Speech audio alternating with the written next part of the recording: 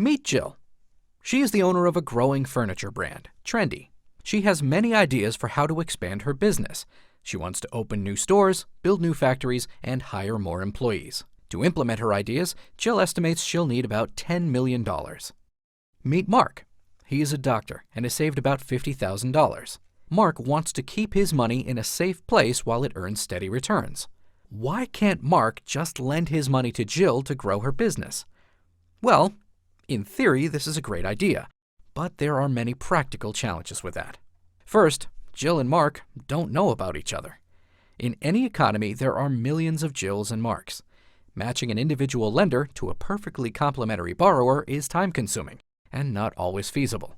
Plus, the process of negotiating a mutually agreeable, formal contract, one that mitigates risk for both sides, is difficult.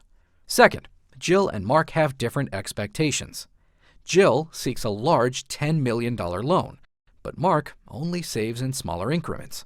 Jill would need to find 200 people like Mark to raise $10 million.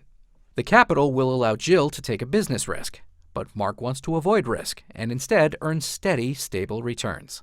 Finally, Jill will not be able to repay the loan for many years, but Mark wants the ability to access his money easily and whenever he wants. Banks exist to fill these gaps between lenders and borrowers. They accept small, short-term deposits from depositors, like Mark, aggregate those funds, and, in turn, extend large, long-term loans to borrowers, like Jill. They play a critical role in the economy by enabling capital to flow from those who have money to those qualified borrowers who need it.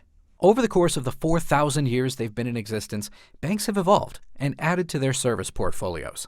Today, they offer many sophisticated financial products in addition to deposits and loans. Several distinct characteristics make banks different from corporations.